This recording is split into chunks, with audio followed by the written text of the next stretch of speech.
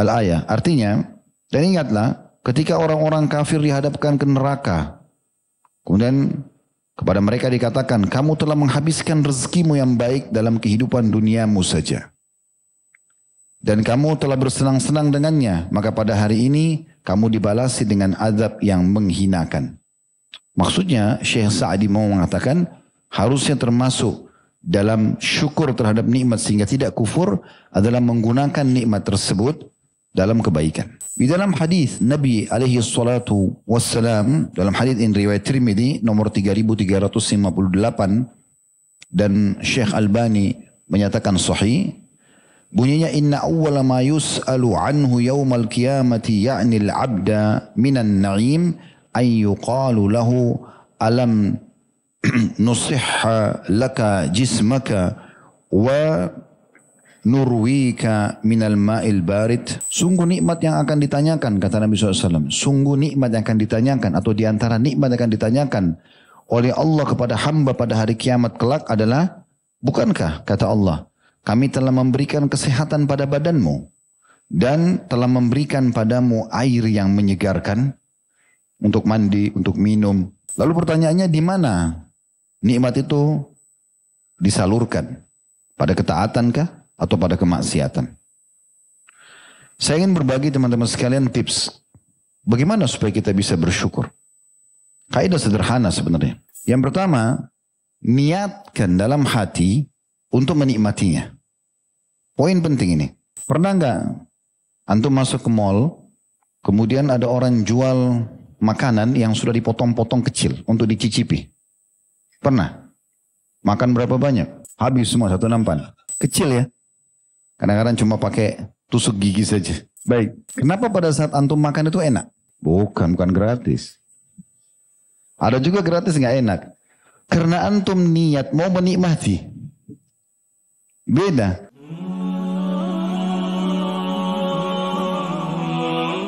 Kenapa menganggap ringan nikmat Allah dianggap dosa?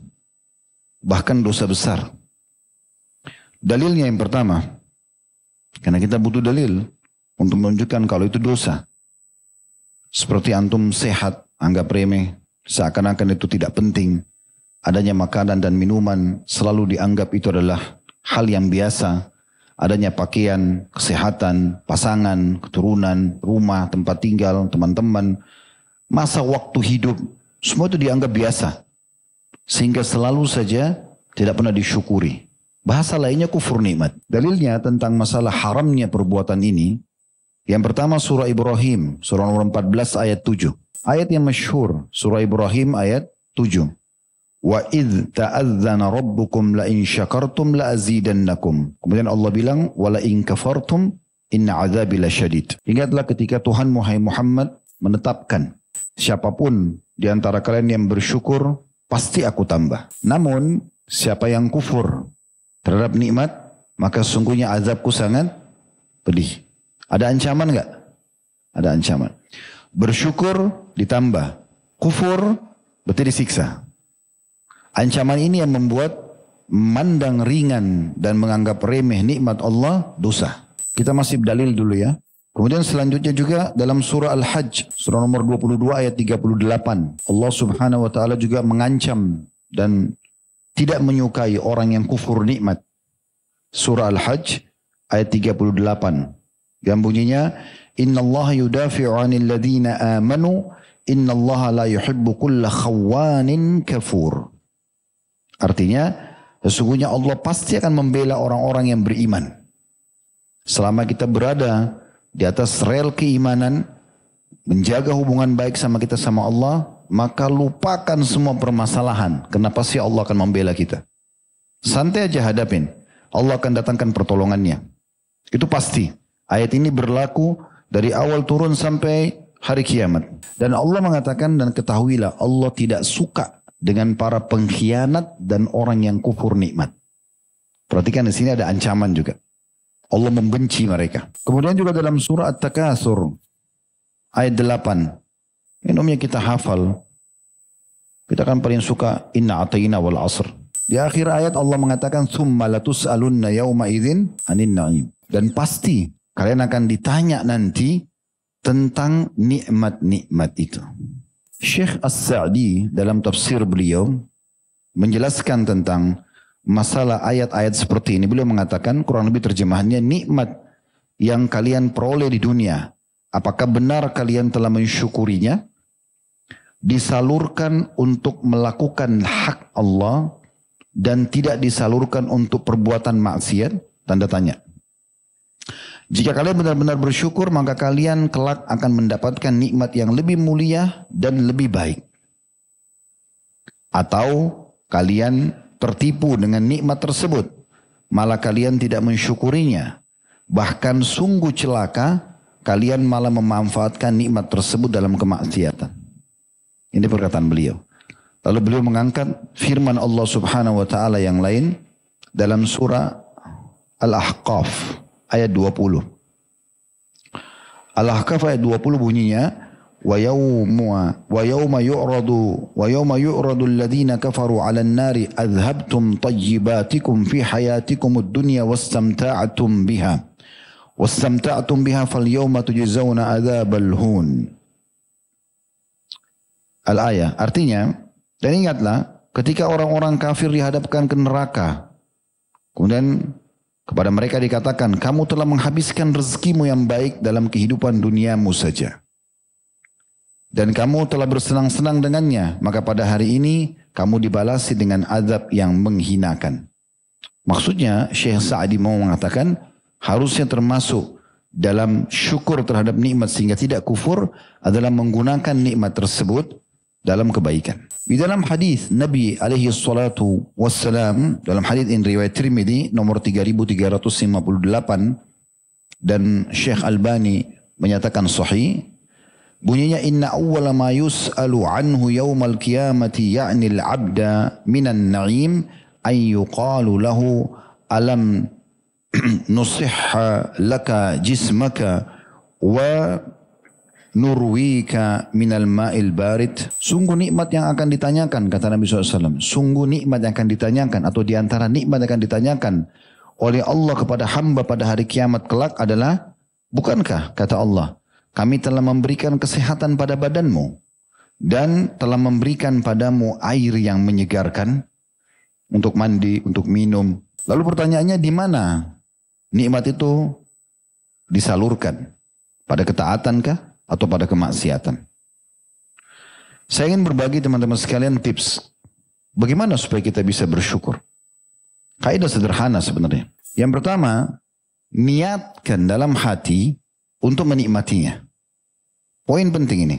Pernah nggak antum masuk ke mall, kemudian ada orang jual makanan yang sudah dipotong-potong kecil untuk dicicipi? Pernah?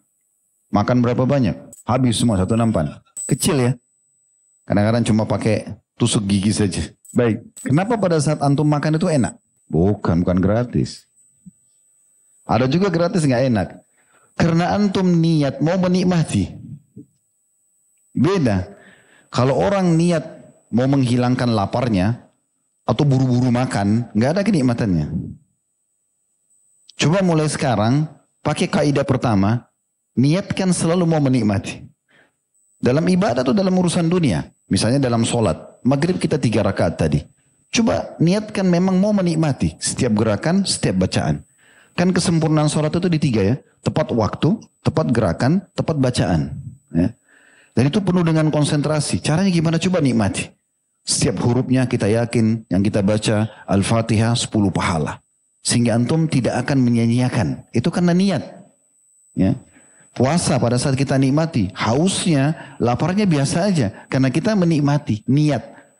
Ya, sugestinya itu, kalau niat itu sugesti. Sugesti mau menikmati. Orang yang bersedekah, orang melakukan apa saja. Itu urusan akhirat, urusan ibadah sama. Urusan dunia pun sama. Orang kalau makan, orang kalau ngobrol, orang kalau lagi perjalanan, coba niat untuk menikmatinya. Beda. Orang yang buru-buru mau sampai ke tujuan, akhirnya dia balap-balap kendaraannya dengan orang yang menikmati, jalannya beda. Dia jalan lebih, waktunya mundur beberapa waktu supaya dia bisa lebih santai. Pasti beda. Benar nggak? Baik, itu yang pertama. Yang kedua, supaya bisa kita menikmati nikmat itu dan akhirnya kita tidak kufur nikmat. Maksud dalam masalah dosa soalnya. Selain ada kufur nikmatnya, ya. Yang kedua ini adalah kita jangan tergesa-gesa. Jangan tergesa-gesa. Ya. Coba nikmati. Maksudnya jangan tergesa-gesa, kalau mengunyah makanan, santai saja. Lagi minum, pelan-pelan saja. Mau istirahat, tenang aja. Tak usah bawa semua beban-beban. Ya. Coba dengan tenang dan coba ya lakukan ini dengan menikmatinya. Banyak orang tidak menikmati soalnya. Kalau tadi kan dia niat, sekarang enggak. Memang dia nikmati juga. Ada orang soalnya dia niat mau menikmati, tapi di tengah jalan tidak menikmati. Ya. Ada orang kadang-kadang subhanallah makan sampai keselak karena buru-buru. Ya. Coba dinikmati waktu itu. Banyak orang dalam kehidupan suami istri misalnya, karena dia tidak nikmati waktu pada saat duduk berdua, buru-buru, semuanya harus segera selesai. Tidak ada kenikmatan. Coba dia duduk, dia nikmati obrolannya, dia nikmati sentuhannya, dan seterusnya titik-titik, tidak usah saya jelasin. Ya. Nanti yang bujang-bujang ini segera minta nikah. Tapi oke lah. Yang jelas harusnya begitu. Dengan orang yang datang buru-buru, semua seburu-buru. Saya capek, saya letih. Ayo mana makanan? Buru-buru mau dihabisin. Buru-buru biologis, buru-buru kamar mandi. Apa ini? Apa yang dikejar? Gitu kan? Tidak ada sesuatu yang dikejar. Sama dengan orang yang balap-balap, bawa mobil, bawa motor, ribut, kenal potnya, ganggu orang. Saya berapa kali lihat begitu ada orang buru-buru, lihat, ternyata pasti lampu merah ketemu juga sama saya. Oh ini tadi yang ribut nih, balap-balap. Entah apa, puasan apa nggak tahu. Yang ketiga, jangan berlebihan. Sesuatu yang berlebihan menghilangkan nikmat itu. Terlalu banyak. Ambil sedikit. Kenapa Nabi SAW bilang kepada Salama? Salama itu anaknya istri beliau. Anaknya Ummu Salamah. Waktu lagi makan bersama-sama beliau mengatakan, ya gulam, semillah. Hai anak kecil, waktu sudah mau makan, sudah dihidangkan. Peringatan Nabi pertama, baca bismillah. Wakul biyaminik. Makan dengan tangan kananmu. Wakul mimma yalik. Dan makan apa yang dihidangkan di hadapanmu. Nah ini apa yang dihidangkan di hadapanmu maksudnya supaya jangan kelihatan tamak. Ambil sana, ambil sini, numpuk. Ada orang biasa piringnya seperti gunung. Tidak tahu untuk apa itu. Apa yang mau dikejar? Kadang-kadang diundang di acara orang, mungkin pemilik rumah sudah hitung tuh potongan tempe, potongan empalnya. Sudah dihitung. Dia ambil 3, 4, 5. Yang lain mungkin tamu nggak dapat. Tamak, belum tentu juga habis. Kan? Sesuatu yang berlebihan tidak ada gunanya. Coba kalau sesuai dengan porsi kebutuhan. Kalau masih lapar nanti tambah, tidak apa-apa. Baju kalau 1 lembar masih bagus. 2 lembar baju kos sama kemeja oke lah. Tapi kalau sudah 3 lembar, 5 lembar bagus gak? Gak bagus, berlebihan. Ya. Semua yang berlebihan itu tidak bagus kelihatan. Akan keluar dari fitrahnya. Itu kaidah sederhana sebenarnya. Yang terakhir yang keempat berbagi. Sering berbagi. Situ antum akan nikmati. Kenikmatan itu akan ada. Kalau seandainya hanya sekedar menikmati nikmat dan syukur adalah sebuah bagian syariat. Dan tidak ada istilah kufur nikmat yang sedang kita bahas dosa. Gak ada masalah. Tidak usah kita berikan kaidah-kaidah tadi. Tapi masalahnya kalau ini kita ya tidak syukuri. Akhirnya kita masuk ke masalah kufur dan masuk dalam kategori dosa besar. Ini yang sedang kita bahas nih. Makanya kita berikan kaidah dasarnya. Coba niatkan, coba nikmati, jangan tergesa-gesa, gitu kan? Berbagi sama orang lain, semua itu hal-hal sederhana. Kemudian teman-teman sekalian, yang tidak kalah penting adalah harus kita besarkan nikmat itu. Selalu besarkan nikmat itu. Sekecil apapun, besarkan dia. Contoh misal kita hanya dapat nasi sama sambal sama tempe di makanan. Besarkan nikmat itu. Coba antum baca bismillah. Lihat bagaimana besarnya nikmat ini. Adanya butiran-butiran nasi di situ, adanya potongan tempe. Mungkin di luar sana banyak orang miskin. Lalu ingat kaidah tadi, niat untuk menikmati, kemudian pelan-pelan, tidak tergesa-gesa, ya, jangan berlebihan. Itu enak semua. Ada orang subhanallah cuma makan kerupuk, kita lihat, oh kita jadi pengen makan juga, karena dia sangat menikmati. Jadi harus pada tempatnya semuanya. Begitu juga dengan semua hal, masuk juga dalam masalah kesehatan kita. Coba besarkan nikmat sehat itu. Dengan cara melihat lawannya. Orang yang tidak sehat. Ya. Atau kita ingat pada saat kita sakit di masa seperti sekarang. Lagi musim hujan.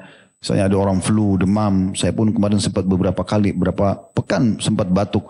Alhamdulillah Allah sudah sembuhkan. Tapi pada saat itu ambil pelajaran. Oh, enak benar orang yang tidak batuk ya. Enak benar orang yang tidak demam, gitu kan. Dan kalau tidak ada ujian-ujian seperti ini, tentunya kita tidak akan rasakan kenikmatan itu. Coba besarkan nikmat itu, apapun itu. Misal antum diberikan hadiah oleh seseorang, walaupun sederhana. Besarkan nikmat itu. Oh, jazakallah khair. Ya. Makasih. Betul-betul tunjukkan pada orang itu kita merasa nikmat ini besar. Karena memang masih banyak orang yang terharamkan dari nikmat itu. Sebenarnya tadi teman-teman sekalian ada beberapa cuplikan saya minta tim untuk tampilkan. Cuman memang belum sempurna bagi saya. Jadi saya pikir tidak usah dulu. Tapi ada hal-hal mungkin yang perlu antum cari nanti. Mungkin di YouTube cukup banyak. Cuplikan tentang orang yang buta. Cuplikan tentang orang yang bisu. Cuplikan orang yang tuli. Orang yang lumpuh. Lahir dalam kondisi lumpuh. Orang yang menikah kemudian gagal. Atau orang yang punya pasangan suami istri tapi tidak punya anak. Orang yang punya anak tapi mungkin cacat lahirnya. Kita lihat poin-poin ini tujuannya untuk supaya kita tahu nikmat Allah terlalu besar kepada kita. Terlalu besar. Tidak bisa terhitung itu. Katakan lebih banyak ya, penyampaian para ulama yang akan kami sampaikan. Seperti misalnya perkataan Abu Darda radhiyallahu anhu. Beliau mengatakan dalam masa ini as-sihhatu ghinal jasad.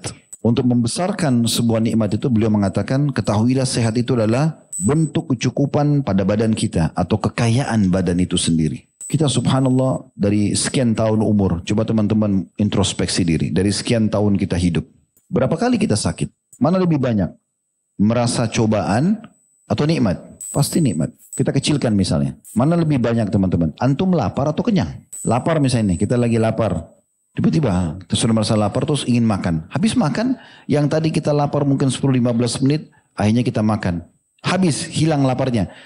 Lapar yang kita rasakan tadi 15 menit, setengah jam, itu hilang setelah kita makan dan kita bisa kenyang ini sampai 5-6 jam ke depan. Kan begitu. 1 tahun antum tidak sakit, 365 hari. Tahun depan Allah cuma uji seminggu flu. Ada orang Masya Allah mungkin 1,5 tahun, 2 tahun tidak sakit. Jadi nikmat itu banyak sekali. Cuma kadang-kadang orang kecilkan, dia tidak besarkan nikmat itu. Harus kita belajar untuk menikmati dan membesarkan nikmat. Karena salah satu upaya syaitan, kata sebagian ulama adalah mengecilkan nikmat Allah. Pada saat dia lihat pasangannya, dia kecilkan nikmat itu. Seakan-akan ya sudah ini istri saya, ini suami saya. Padahal sebenarnya Allah kasih dia makhluk yang akan bersama dia, mendampingi dia, melayani kebutuhannya.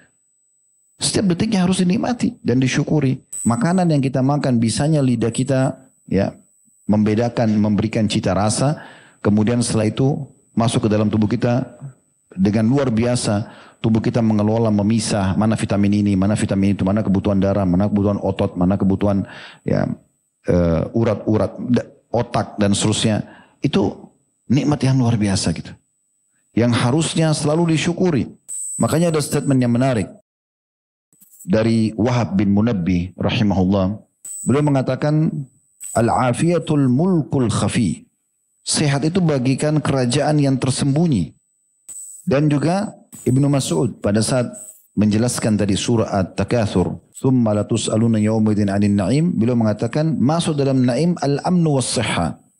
Termasuk dalam nikmat adalah rasa aman dan sehat. Coba bayangkan teman-teman berapa banyak negara sekarang mereka bangun pagi itu sudah dengar suara peluru, bom sana sini. Di Palestina orang tidak aman, di Syria orang tidak aman. Banyak di negara-negara yang lain. Antum Masya Allah bangun tidur, ada nasi uduk, ada lontong sayur, ada ini gorengan, lengkap semua. Udara segar, negara aman, caci maki pemerintah, caci maki ini. Semua orang salah depan mata dia, dia yang paling hebat. Ini ajaib ini orang ini. Banyak di negara kita begini. Semua orang salah, ya. Ini sering saya bahasakan seperti pemain bola, ya. Banyak orang yang jadi pemain bola itu dari kecil sudah sekolah. Sekolahnya dari mungkin umur SD sudah sekolah sepak bola. Begitu penalti salah.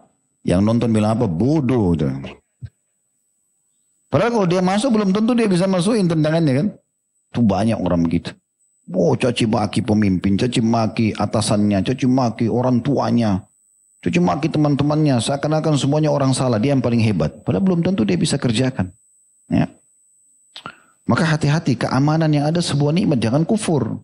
Alhamdulillah, itu harus kita syukuri. Gitu kan. Begitu juga dengan kesehatan tadi, selalu syukuri.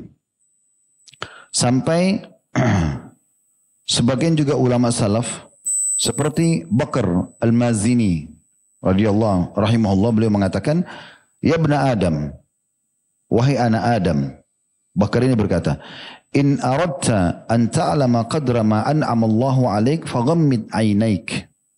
Wahai anak Adam, kalau kau benar-benar mau tahu kadar nikmat Allah, mulai dari hal yang paling sederhana yang bisa kamu lakukan, yaitu coba pejamkan matamu.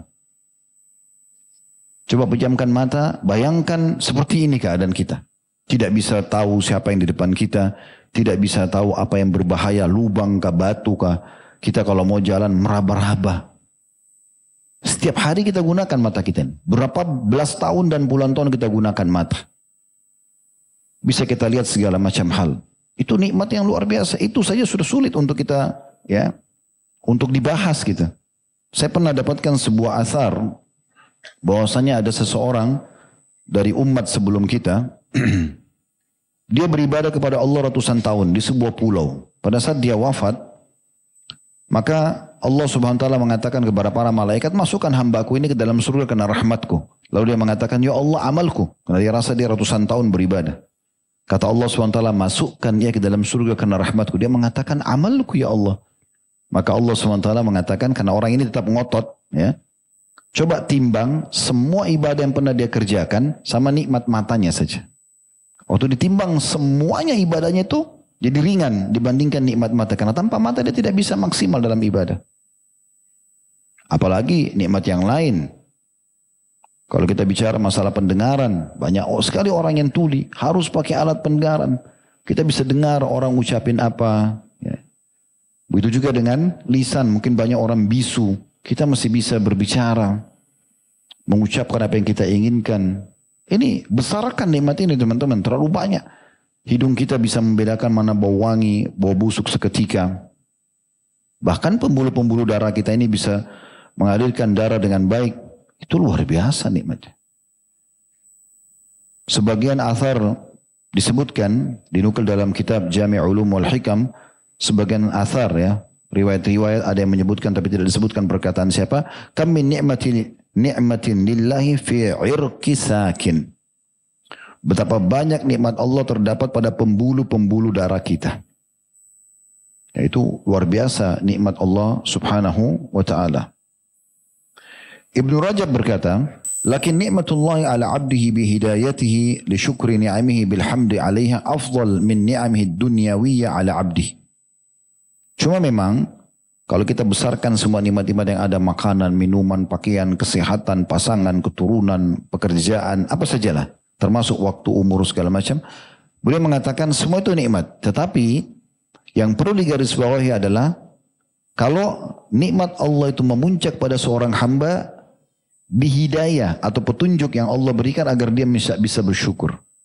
Jadi yang sedang kita bahas itu sebenarnya bagaimana mensyukuri nikmat dan jangan kufur. Kalau antum bisa tersentuh di situ dan berpikir, oh iya nikmat Allah saya harus banyak syukuri nih, maka itu adalah nikmat terbesar sendiri, kata Ibnu Rajab rahimahullah. Karena banyak orang tidak bersyukur. Ada orang mungkin di meja makannya penuh dengan segala jenis makanan, tapi selalu, kok begini? Ini apa? Kok ini lagi? Terulang-ulang dengan bahasa-bahasa yang tidak santun. Padahal Allah Subhanahu wa taala datangkan kepada dia, itu yang terjadi pada Bani Israel. Waktu Allah manjakan mereka dikasih man wassalwa. Mereka dikasih kayak semacam jenis burung puyuh.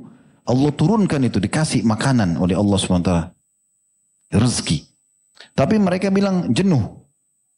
Mereka minta kepada Nabi Musa, minta bawang putih, bawang merah, minta apalah. Kata Nabi Musa, kalian mau meninggalkan nikmat yang besar kepada nikmat yang kecil? Ngapain? Sudah jadi tinggal makan dari langit Allah turunkan. Enggak, kufur nikmat. Allah hapus, hilangkan. Allah kasih mereka apa yang mereka mau. Jadi harusnya kita fahami masalah itu. Kalau kita mendapatkan hidayah bisa bersyukur, kata beliau, afdal min ni'amihi dunyawiyya ala abdi. Lebih besar daripada nikmat dunia yang Allah karunia kepada seorang hamba. Fa inna ni'amid dunya illam yaktarin biha syukur. Karena nikmat dunia jika tidak dikaitkan dengan syukur maka malah jadi musibah. Ibnu Hazm berkata, ini semua masih dalam kitab Jami' Ulum wal Hikam, karena di situ banyak sekali perkataan-perkataan kaum salaf yang penuh dengan hikmah. Ya. Ilmu-ilmu yang bermanfaat. Ibnu Hazm mengatakan, Ibnu Hazm ini ulama di Spanyol dulu ya. Beliau mengatakan kullu nikmatin la tuqarribu minallahi azza wa jalla fahiya baliyah. Setiap nikmat yang tidak digunakan untuk mendekatkan diri kepada Allah, tidak bersyukur, tidak malah ibadah, maka itu adalah sebuah musibah. Sebuah musibah. Dan ditambah lagi bahwasanya ya, semua nikmat yang tidak digunakan untuk mendekatkan diri kepada Allah justru akan berumur yang sangat pendek. Nikmat itu. Jadi kalau ada orang misalnya matanya terang, telinganya bagus, lisannya, pokoknya tubuhnya sempurna, gagah atau cantik misalnya. Kemudian dia gunakan itu pada kemaksiatan kepada Allah, maka pastikan umurnya akan pendek. Maksudnya umur nikmat itu. Kalau dia ada ajalnya. Tapi nikmat itu akan diangkat oleh Allah subhanahu wa ta'ala. Tampan dan cantiknya akan hilang itu. Dengan cara Allah subhanahu wa ta'ala. Allah datangkan musibah, tabrakan, kebakaran, ini, gangguan orang, berantem dan segala macam hal. Jadi banyak. Tapi sebaliknya, orang-orang yang menjaga nikmat-nikmat itu di atas ketaatan kepada Allah, Allah akan berikan karunia yang luar biasa. Sebagian salaf itu sampai mata mereka di akhir umur pun, ya sampai umur puluhan tahun, 80 tahun, masih terang. Suara mereka masih lantang, fisik mereka masih sehat. Karena memang mereka selalu gunakan di atas ketaatan. Urwah bin Zubair rahimahullah, beliau pada saat habis diamputasi kakinya, maka beliau pingsan. Karena masa itu pernah saya ceritakan kisah itu kalau masih ingat, tapi sebelum pandemi saya ingatkan kembali. Pada masa itu kalau orang habis diamputasi kakinya karena kena penyakit dan itu akan menular ke seluruh tubuh kalau tidak dipotong, maka tidak ada obat bius, nggak ada juga cara untuk memberhentikan darah kecuali harus dicelupkan kaki atau luka itu di minyak panas. Maka didatangkan minyak panas, dicelupin kakinya itu. Sampai beliau pingsan pada saat itu. Waktu beliau bangun, sudah dibalut luka kakinya. Maka beliau bilang sama orang-orang di sekitarnya, mana telapak kaki saya itu? Dikasih. Orang semua heran, kenapa dia minta telapak kakinya? Lalu dia pegang telapak kaki dengan tangan kanannya. Dia mengatakan, Alhamdulillah yang telah memudahkan aku selama 40 tahun. Engkau diamanahkan pada tubuhku, tidak pernah aku melangkah ke tempat maksiat. Mereka gunakan untuk ketaatan. Nikmat itu. Bukan digunakan untuk berdosa gitu. Kemudian juga Nabi SAW dalam sebuah riwayat pernah beliau keluar, riwayat Bukhari, keluar satu hari lapar, Nabi SAW lapar, di rumah tidak ada makanan, beliau keluar. Kemudian beliau lewat di depan rumahnya Abu Bakar pas keluar di siang hari. Maka Nabi SAW mengatakan, ada apa? Hai Abu Bakar engkau keluar? Dia bilang, ya Rasulullah lapar, gak ada makanan siap. Kata Nabi SAW, aku pun keluar karena itu. Jalanlah berdua. Lewat depan rumahnya Umar juga kebetulan keluar. Kata Nabi SAW, kenapa kau keluar hai Umar? Lapar ya Rasulullah. Kata Nabi SAW, kami juga keluar berdua karena itu. Ikutlah, ikut. Lalu mendatangi rumah seorang sahabat dari Ansar yang kebetulan lagi tidak ada di rumahnya. Lalu Nabi SAW ucapkan salam di situ. Setelah diucapkan salam, dijawab oleh istrinya, pemilik rumah. Setelah itu dia mengatakan, suami saya lagi pergi. Maka silakan. Sungguh mulia rumah ini datangi oleh tamu seperti anda ya Rasulullah. Maka Nabi SAW duduk di tempat yang disediakan di depan rumah. Ada teras terbuka untuk tamu gitu. Sampai akhirnya pemilik rumah datang. Si laki-laki datang, pemilik rumah. Langsung dia ceria menyambut Nabi SAW ini berita gembira. Tiba-tiba Nabi bertamu ke rumahnya. Maka dia langsung tahu ini waktu makan siang tanpa Nabi SAW bicara. Dan salah satu sifat orang mukmin karam. Karam itu suka dermawan. Ya. Dan sifat orang mukmin itu kedermawanannya itu melampaui kedermawanan normalnya orang gitu. Kalau antum sedang santai terus ada orang datang minta lalu antum kasih, itu biasa, normal itu. Orang minta ya kita kasih. Tapi kalau sudah sampai pada tingkat antum keluar mencari, memberi tanpa diminta, nah itu orang yang luar biasa. Nah itu sifat yang mulia itu dalam masalah, itu level tertinggi dalam bab karam atau kemuliaan, ya, atau kedermawanan. Maka orang ini langsung datang ke pohon kurma yang dia miliki dekat situ, ditebang, dipotong kurma itu sama tangkai-tangkainya. Nah ini biasa bentuk penghormatan, ya. Karena biasa kalau sama tangkainya, kurma itu bisa bertahan sampai beberapa hari sampai ya saripati yang ada di situ habis gitu, diserap oleh ini. Jadi dia masih bisa bertahan kalau ada tangkainya. Jadi dia cerita dipotong lah, lalu dia bawa ke hadapan Nabi SAW. Kata Nabi SAW, sudah cukup sebenarnya kau memetik beberapa buah. Dia bilang, tidak ya Rasulullah, ini untuk Anda. Maka makanlah Nabi SAW dengan Abu Bakar sama Umar. Kemudian sahabat ini pergi ke belakang rumah, sembelih seekor domba, lalu dimasak, lalu dihidangkanlah di hadapan Nabi SAW dan Umar dan Abu Bakar. Makanlah. Setelah makan dan sampai kenyang gitu kan, tentu tidak berlebihan tapi kenyang. Maka setelah sudah tidak cukup, tidak mau makan lagi, kata Nabi SAW, demi zat yang jiwaku dalam genggamannya, nikmat-nikmat seperti ini akan ditanya oleh Allah pada hari kiamat. Bagaimana kalian keluar lapar, pulang kenyang. Ya. Bahkan subhanallah ada yang lebih simpel dari itu. Kadang-kadang kita cuma bilang lapar ya. Tiba-tiba Allah ilhamkan di pikiran kita untuk datang ke satu restoran. Beli makanan, makan. Laparnya hilang. Kadang-kadang karena dia tidak besarkan nikmat makan itu dan laparnya hilang, maka jadi kecil. Seakan-akan tidak ada nilainya. Hati-hati. Ini mendekati kufur nikmat. Jadi harus hati-hati. Ibnu Taimiyah rahimahullah menjelaskan lebih panjang lebar tentang masalah syukur ini. Beliau mengatakan, wa anna syukra yakunu bil qalbi wal lisani wal jawarih. Dan ketahuilah, bersyukur atas nikmat Allah itu harus dilakukan dengan mengakui nikmat itu dalam hati, diucapkan dengan lisan, dan digunakan nikmat itu di anggota tubuh. Jadi hati kita, oh ya ini alhamdulillah nikmat misalnya. Lisan kita juga bersyukur. Lalu apa yang Allah berikan nikmat dari pakaian, dari makanan, dari transportasi, dari segala macam, itu diaplikasikan dengan anggota tubuh. Maksudnya dengan digunakan dalam ketaatan. Makin rajin ibadah. Ya. Rasionalnya sederhana. Kalau teman-teman dikasih bonus di perusahaan, maka harusnya kita lebih semangat bekerja kan? Kan sangat aneh kalau ada orang sering dikasih bonus di perusahaan dan dia tahu kalau dia lembur, dia kerja lebih giat akan dapat bonus, lalu dia malas-malasan. Harusnya dia lebih giat. Nah seperti itu orang kalau sedang diberikan nikmat. Jangan bermalas-malasan. Makanya Nabi SAW berlindung dari masalah sifat ini. Allah Subhanahu wa Ta'ala memastikan orang yang bersyukur pasti akan ditambah. Diberikan tambahan nikmat. Coba bayangkan teman-teman sekalian. Nikmat yang sedang kita rasakan dengan ucapkan Alhamdulillah pasti ditambah. Dan tambahan Allah ini hitung-hitungannya bukan seperti manusia. 1 tambah 1 tidak seperti itu.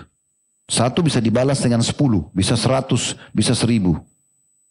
Antum sebagai tanda syukur bersedekah dengan 10.000 rupiah, itu Allah tidak balas dengan 10.000, bukan 1 dibalas 1, bukan. Allah bisa ganti dengan 100 juta. Mungkin 1 miliar, banyak. Atau mungkin Allah ganti dengan kesehatan sekian tahun. Nah, seperti itu. Dan Allah pastikan dalam surah Al-Imran ayat 145, وَسَنَجْزِي الشَّاكِرِينَ. Dan pastikan, kami pasti akan membalas orang-orang yang bersyukur. Pasti. Tidak mungkin tidak. Begitu juga teman-teman sekalian, membesarkan nikmat ini yang sedang kita bahas tadi, itu akan mendatangkan banyak sekali syukur. Dan kalau mulai dari hal yang kecil kita syukuri, maka hal yang besar pasti akan lebih kita syukuri. Dalam sebuah hadis Nabi SAW, diriwayatkan oleh Nu'man ibn Bashir radhiyallahu anhuma, Nu'man sahabat, Bashir sahabat. Anak dan ayah dua-duanya sahabat. Kata Nabi SAW, man lam yashkuril qalila, lam yashkuril kathir. Siapa yang tidak coba belajar mensyukuri yang sedikit, maka dia tidak akan syukuri yang banyak. Jadi mulai dari hal yang kecil. Biasanya subhanallah teman-teman sekalian, Allah itu uji kita dengan nikmat kecil. Kalau kita syukuri, kita besarkan nikmat itu, kita selalu memuji Allah karena nikmat itu, pastikan akan lebih besar datang. Tapi kalau baru yang kecil dikasih, sudah sombong ya. Baru dikasih motor baru, udah luar biasa. Gak mau nengok sana sini. Helm baru aja sudah cukup sombong. Gitu kan. Casing handphone baru sudah luar biasa sombongnya. Kopiah baru, jilbab baru, sudah cukup sombong. Bagaimana Allah mau kasih toko baju? Gak mungkin itu. Ya. Ini syukuri dulu yang kecil, Allah kasih yang besar. Kaidah sederhana kok. Ini hadis Nabi SAW dan ini dihasankan oleh para ulama. Syekh Albani menghasankan dan ini riwayat Imam Ahmad. Dan ini harus betul-betul kita lakukan dengan membesarkan nikmat tersebut dan biasa bersyukur. Ibnu Qayyim menceritakan bahwa ada seorang Arab pernah menemui Amir Mu'minin Ar-Rashid. Orang itu berkata, wahai Amir Mu'minin, semoga Allah senantiasa memberkahi Anda dengan nikmat dan mengokohkan Anda untuk selalu mensyukurinya. Semoga Allah juga memberikan nikmat yang Anda harap-harap dan Anda berprasangka baik kepada Allah dengannya. Dan continue dalam melakukan ketaatan kepada Allah. Semoga Allah juga menampakkan nikmat yang ada pada Anda namun tidak Anda rasakan. Semoga juga Allah mudahkan Anda mensyukurinya. Ar-Rasyid terkagum-kagum, khalifah. Pada saat itu dengan ucapan tersebut, lantas beliau berkata, sungguh bagus pembagian nikmat menurutmu tadi. Dinukil oleh Ibnu Qayyim dalam kitab Al-Fawaidnya beliau. Jadi memang membesarkan nikmat ini penting, gitu kan? Allah Subhanahu wa taala, teman-teman sekalian, dan ini harus direnungi baik-baik, selalu memenuhi kebutuhan kita, kecuali sebagian kecil yang Allah tidak penuhi. Karena Allah lebih tahu sebagai pencipta, kenapa Allah belum kasih atau kenapa Allah tunda kasih, gitu kan? Contoh misal, bukankah tiap hari kita lapar? Bukankah tiap hari kita haus? Dan kalau lapar dan haus ini ada dalam hidup kita melebihi waktu yang biasa kita rasakan, itu menyiksa sekali. Ada orang sampai mati kelaparan, ada orang mati kehausan, gitu kan. Selalu kita rasakan lapar setiap hari, kita haus setiap hari, kita capek setiap hari, ngantuk setiap hari. Kita butuh pakaian setiap hari, ya. Kita butuh udara yang segar setiap hari. Kita butuh cahaya setiap hari, kita butuh air setiap hari. Banyak sekali. Allah kasih nggak? Kasih. Kadang-kadang ada yang Allah tidak kasih. Misalnya kita minta mau menikah sama fulan, Allah belum kasih. Allah lebih tahu. Mungkin kita nggak cocok sama orang itu, nggak usah ngotot. Yang paling bagus adalah kita mengatakan, ya Allah, misalnya, mudahkanlah jodohku sesuai dengan yang engkau lihat terbaik, misalnya, sesuai dengan engkau yang inginkan. Misal contoh, itu lebih baik. Ya Allah, berikanlah aku pekerjaan yang menurutmu jauh lebih baik. Saya berapa kali ketemu dengan jemaah yang lagi umroh sama kami, masya Allah, yang Allah bukakan pintu rezeki, mungkin nggak masuk di akal kita gitu. Bagaimana Allah bukain mereka pintu rezeki? Yang tadinya mereka hidupnya susah, kemudian Allah bukakan pintu rezeki. Rata-rata itu bahasanya, saya dulu Ustadz ini penjual ini, saya penjual ini, ya jual makanan di pinggir jalan. Tapi sekarang orang jadi miliarder. Apa yang antum lakukan? Saya coba tanya, apa yang lakukan? Saya rutinkan berdoa Ustadz. Saya minta terus, ya Allah, berikan saya sumber pendapatan yang tidak mengganggu ibadah saya kepadamu, ya Allah. Dan itu Allah kabulkan. Hampir semua rata-rata berbicara seperti itu. Syekh Ziyad Hafidahullah, beliau pernah memberikan saran kepada kami di Tablik Akbar itu di Makassar. Beliau mengatakan, usahakan kalau minta sesuatu sama Allah, walaupun kita bisa detailkan, kita bisa mengatakan, ya Allah sembuhkan penyakit saya yang ini. Tapi kalau kita umumkan mengatakan, ya Allah sembuhkanlah semua gangguan penyakit yang bisa menimpa aku atau akan menimpa aku. Itu jauh lebih baik. Daripada kita spekkan khusus gitu ya. Misalnya kita sudah mau menikah sama seseorang, ya Allah mudahkan pernikahan saya. Yang terbaik menurutmu. Itu bisa saja pernikahan itu batal lalu diganti sama orang lain, itu kuasa Allah. Tapi itu bisa terjadi. Ya. Itu jauh lebih baik. Walaupun kita sekali lagi boleh kita menyebutkan apa yang kita inginkan. Dalam surah Ibrahim, Allah Subhanahu wa taala memastikan kalau semua yang kita minta itu mayoritas sudah dikasih. Cuma sebagian kecil yang Allah jadikan sebagai ujian. Supaya ada pintu sabar. Ya. Yang kita bisa raih pahala di situ. Surah Ibrahim ayat 34 Allah mengatakan wa atakum min kulli ma sa'altumuh wa in ta'uddu ni'matallahi la tuhsuha innal insana lazalumun kaffar. Dan dia Allah telah memberimu keperluanmu atau memberimu dalam kurung keperluan dari segala apa yang kamu mohon kepadanya. Dan jika kamu menghitung nikmat Allah tidaklah kamu dapat sanggup menghitungnya. Sesungguhnya manusia itu sangat lalim dan banyak mengingkari nikmat Allah. Ibnu Abi Hatim meriwayatkan bahwa Al-Fudail bin Iyad rahimahullah, seorang ulama tabi'in masyhur Fudail bin Iyad, pada yang mengatakan Fudail bin Iyad mengisahkan pada suatu hari Nabi Daud alaihissalam berdoa kepada Allah, ya Allah bagaimana mungkin aku dapat mensyukuri nikmatmu bila ternyata sikap syukur itu juga merupakan kenikmatan darimu. Allah menjawab doa Daud alaihissalam dengan berfirman, sekarang engkau benar-benar telah mensyukuri nikmatmu atau mensyukuri nikmat yang aku berikan. Dan yaitu ketika engkau telah menyadari bahwa segala nikmat adalah milikku. Maksudnya kalau mau sampai pada puncak syukur yang paling tinggi dan kita rutin bersyukur, kita harus menyadari nikmat itu dari Allah Subhanahu wa taala dan kita tahu hanya Dia yang bisa memberikan dan hanya Dia juga yang bisa menambahkan dan Dia juga bisa mengangkatnya. Sering saya ucapkan contoh ini. Kalau kita lagi sehat, yang ciptakan kita Allah, yang ciptakan kesehatan Allah, yang bisa pertahankan Allah. Kalau kita lagi sakit, yang ciptakan kita Allah, yang ciptakan penyakit Allah, yang bisa menghilangkannya hanya. Lalu kenapa bergantung pada selain Allah? Imam Syafi'i rahimahullah mengatakan segala puji hanya milik Allah. Yang satu saja dari nikmatnya yang tidak dapat disyukuri kecuali dengan menggunakan nikmat baru darinya. Dengan demikian nikmat baru tersebut pun harus disyukuri kembali. Demikian seterusnya. Maksudnya supaya kita bisa menambahkan nikmat lagi setelahnya harus syukuri dulu ini. Pindah ke nikmat ini. Ini disyukuri, pindah lagi nikmat seterusnya. Kalau sekarang antum bisa Allah kasih makanan dan memuaskan satu piring nasi, tempe, sayur, alhamdulillah akan membuat datang nikmat yang berbeda. Lauknya akan bertambah. Menunya akan berbeda. Cita rasanya akan meningkat. Begitu terus. Begitu terus. Syukuri. Kadang-kadang teman-teman karena sudah terlalu lama nikmat itu sama kita. Sering tiap hari kita rasakan. Jadi kita kecilkan. Nah ini yang bahaya. Ya. Lupa kalau istri ini sudah sekian tahun melayani dia. Ini suami sudah sekian tahun membiayai hidupnya. Ini anak sudah sekian tahun ya berbakti sama dia. Ini orang tua sekian tahun mengurus dia. Ini sahabat sudah sekian tahun hadir dalam hidupnya. Ini perusahaan sudah sekian tahun membantu dia, menaungi hidupnya. Ya, dapat pendapatan. Kendaraan yang dia pakai sudah berapa kali memenuhi kebutuhan dia. Kamu pakai kendaraan apa? Motor ini. Ya motor ini. Padahal motor itu sudah 5 tahun dia pakai. Udah sering silaturahim, sudah sering ke rumah sakit, sudah sering segala macam. Ya, luar biasa gitu ya. Harusnya kita syukuri. Dan sebagai penutup teman-teman sekalian, sesungguhnya puncak yang terbesar setelah nikmat Allah SWT diberikan kepada kita di dunia, di akhirat kita akan masuk ke dalam surga. Dan itu akan diberikan kepada orang-orang yang suka bersyukur. Orang yang bersyukur itu adalah ahli surga. Tidak ada yang lain. Ya. Kapan mereka mensyukuri nikmat-nikmat itu, maka Allah akan balas dengan surga. Disebutkan dalam surah As-Saba sebagai penutup ayat 4, liyajziyal ladzina amanu wa 'amilus solihati ulaika lahum maghfiratun wa rizqun karim. Supaya Allah memberi balasan kepada orang yang beriman dan mengerjakan amal yang saleh. Mereka itu adalah orang-orang yang baginya ampunan dan rezeki yang mulia.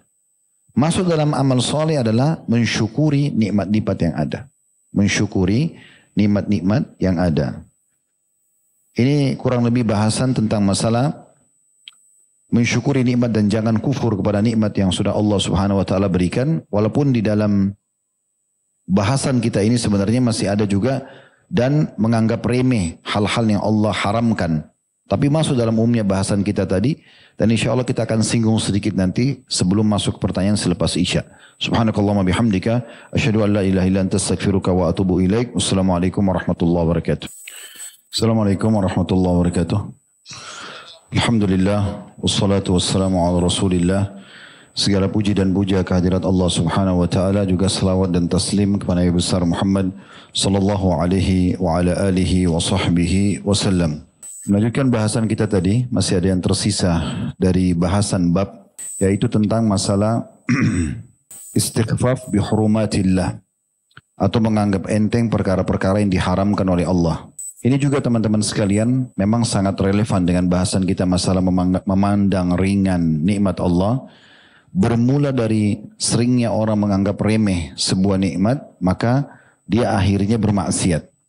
Maksiatnya baik itu kufur nikmat atau bahkan dia terjerumus dalam dosa. Sementara yang perlu kita garis bawahi adalah sumber semua permasalahan, bala, musibah, cobaan yang datang adalah dosa. Sebagaimana Ali bin Abi Thalib mengatakan radhiyallahu anhu dalam kitab Al-Jawabul Kafi di halaman 87, "Ma nuzzila bala'un illa bi dzambin wa la rufi'a bala'un illa bi taubah." Tidaklah musibah turun melainkan karena dosa. Oleh karena itu, fahamilah bahwasanya tidaklah bisa juga musibah tersebut hilang melainkan dengan taubat. Jadi ini sangat relevan. Ada satu judul ditulis oleh Syekh Muhammad rahimahullah. Beliau mengatakan adalah dosa besar ini menganggap remeh nikmat dan juga menganggap remeh dosa-dosa. Nah ternyata nikmat itu juga bisa hilang dengan adanya penganggap remehan terhadap dosa. Jadi dosa-dosa ini bisa menghilangkan nikmat-nikmat tersebut. Dan apa yang dikatakan Ali radhiyallahu anhu sebenarnya tafsir daripada firman Allah SWT dalam surah Asy-Syu'ara ayat 30. Yang berbunyi, wa ma asabakum min musibatin fabima kasabat aydikum.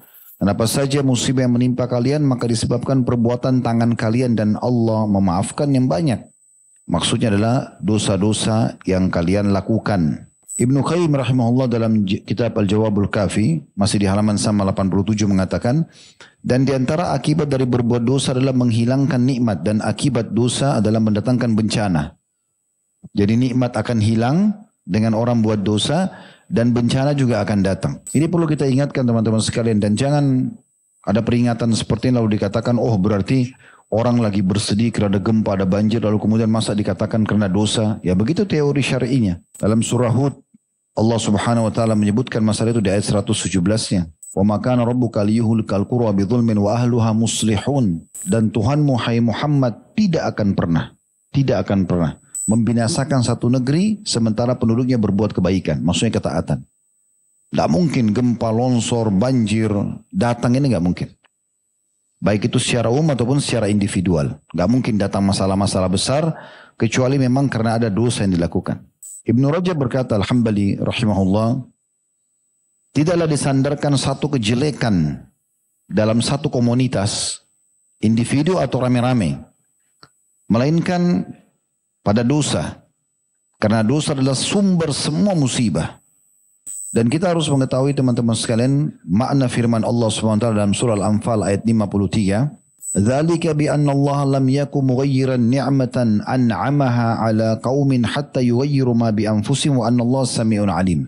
Surah Al-Anfal ayat 53. Artinya siksaan, cobaan, musibah datang itu karena sungguhnya Allah sekali-kali tidak akan mengubah suatu nikmat yang telah Allah anugerahkan kepada seseorang. Sehat jadi sakit misalnya. Ya. Kaya jadi miskin. Allah tidak akan mengubah nikmat itu yang telah Allah anugerahkan kepada hambanya atau satu kaum. Hingga kaum itu sendiri yang mengubah apa yang ada pada diri mereka.